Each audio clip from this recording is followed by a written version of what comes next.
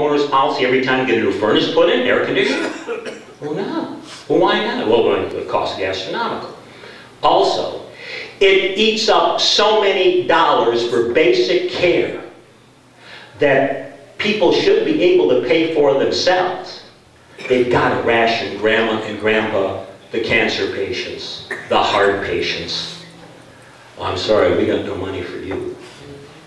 Because you're really, you're expendable at this point. That's the hardcore reality of this. You're not young, you're not vibrant, you're not cool, you're not going to be out there passing out literature for us and everything. But don't worry, after you die, Acorn will see to it that as long as you're a Democrat, you'll still be able to vote. That'll be cool.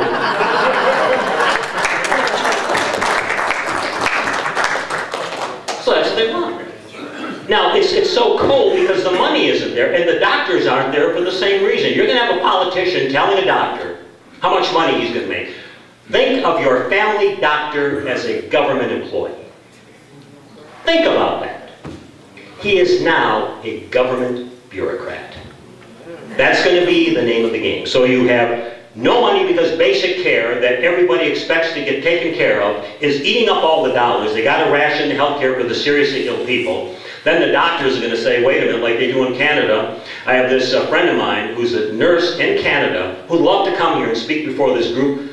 Her problem is her work schedule, but she'd love to come here. I'll do everything I can to get her here. And her name is Monica Donaldson. And Monica says, you know, my doctor only works 3 days a week. Because he says, look, if the government's only going to pay me enough money that I figure I'm only getting paid for half the year, screw it. I'm only going to work half the year. I'll work half the month. I only work 2 days a month. I'll go out fishing and golfing. I don't need this. That's the reality. It's a very simple, basic reality.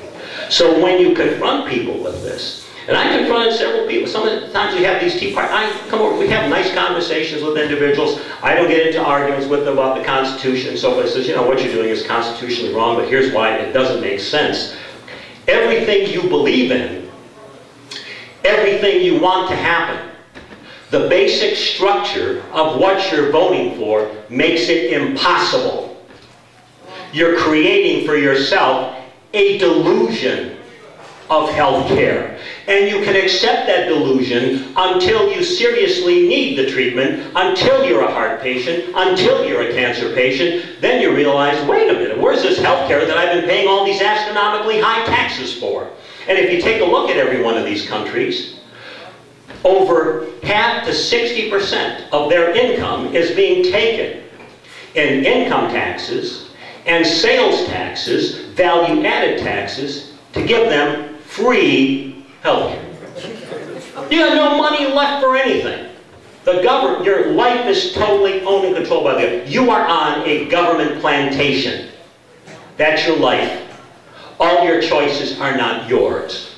They're in the hands of a government bureaucrat. So those are some very easy answers to give to these people, to these questions when they raise them.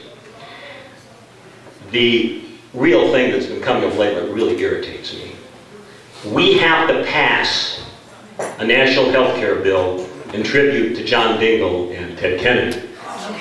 You know, I don't know. Here are two guys who never worked a real job in their life. Ted Kennedy especially. This guy was a drunk who left Mary Jo Kopechne to drown in that stream while he's running around looking for a cover story. And we're burying him in Arlington Cemetery. You know, that really makes me sick. Just the thought of this. And we got to do this in tribute to him? No way. You know, a lot of people don't remember this, but Ted Kennedy, after Chappaquiddick happened, his fellow Democrats elected him to the second leading job as assistant majority leader in the United States Senate. He only kept that post for 2 years.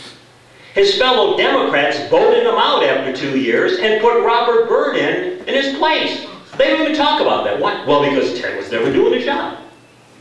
He wasn't doing it, but he's the lion of the Senate. Ted Kennedy's, no, he's a bum.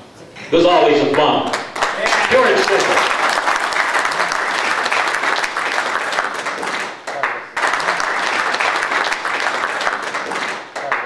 So when we deal with these individuals and how they handle things, especially when they attack the profit system. I love when they do that. People before profits. I love that.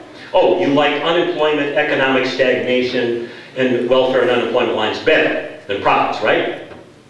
Well, wait. Well, let me ask you a question. It says, what are profits really? Think of it as surpluses and losses, or deficits. Government operates the same way. So when government doesn't have a surplus, it has deficits. And what happens? Government has deficits. Well, it prints more money, erodes the value of your currency, your prices go up, your taxes go up. You like that, right? Well, government's not running out of profit. Government's going to operate in deficit and loss. So you love that. That's a good system. You love the fact that all these auto companies, they're virtuous right now. They got a halo over them because they're losing money, not making any profits, laying people off. Everybody's on unemployment. We're a virtuous society now because there's no profits. That's pretty cool, isn't it? Well, if there's no profits, guess what? There's no income taxes being collected from companies that don't make profits.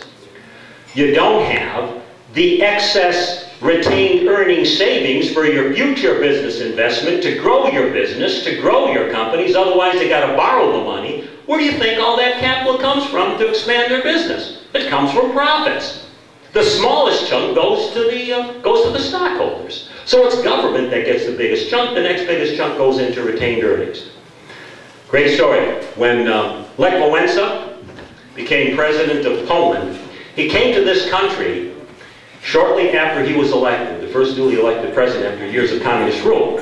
Lech Wałęsa, speaking through an interpreter, said, not too long ago in Poland, profit was a dirty word. Well, all that has changed. I'm inviting you all to come to Poland to make money. I said, well, that sounds pretty cool, and they have. Let me tell you something, folks. I met a guy who was a solidarity organizer who moved into my grandmother's house in the early 1980s, when the solidarity movement was first gaining all of its impetus. And he was describing what communism was like to the average person. He had to get out of there because the government wanted to spy on his fellow solidarity workers. Can't imagine you're like living in darkest Africa somewhere. Can you imagine at night you have to take the windshield wipers off your car because somebody might steal your windshield wipers? I said, really? You can't replace windshield wipers. You can't get a plumber. You can't get an electrician. And what they do is, you know, when you send cards, letters to Poland, they know there's American dollars in those envelopes. So the government's always there replacing the dollars with the Polish zloty, the national currency, which was worthless. I mean, that stuff was about worth the same as a roll of toilet paper. But they replace it. And then you had all these government officials. Everything was done by government officials. Like, to get anything done, you got to pay bribes. Like, for my son who's 5 years old, in order for him to get an apartment when he's 18, I have to go now to register with the city. And you have to pay somebody with American dollars and go there every 6 months to pay a bribe, make sure nobody else gets in ahead of him. He says bribery works on everything. And the funny thing was, shortly after I had that conversation with him about that, here was a story in the Detroit Free Press about a woman who worked for the city housing department under Coleman Young, who was under indictment for doing the same thing. What Kajik Demansky was describing to me in communist Poland was happening in Coleman Young's Detroit. Bribery to get apartments, to get anything done. He said, but that's the way things work. I've had people travel to Poland recently. The zloty exchange, this is before the recession, worldwide recession hit. The dollar zloty exchange was $1 to $2.50. Back then, it wasn't worth anything. That just goes to show. He says, you got $450,000, $500,000 condos coming up in downtown Warsaw. It's unbelievable. I bought some furniture from IKEA. Beautiful stuff. You know, you build it yourself. It's a product of Stockholm, it says on the box. But I look closely at it, made in Poland. So I thought that free healthcare meant that you didn't have that healthcare cost. You could produce things. No. In Sweden, they're sending their stuff out to Poland, to the Czech Republic, to Hungary, Romania. Those former communist countries are now booming because they've realized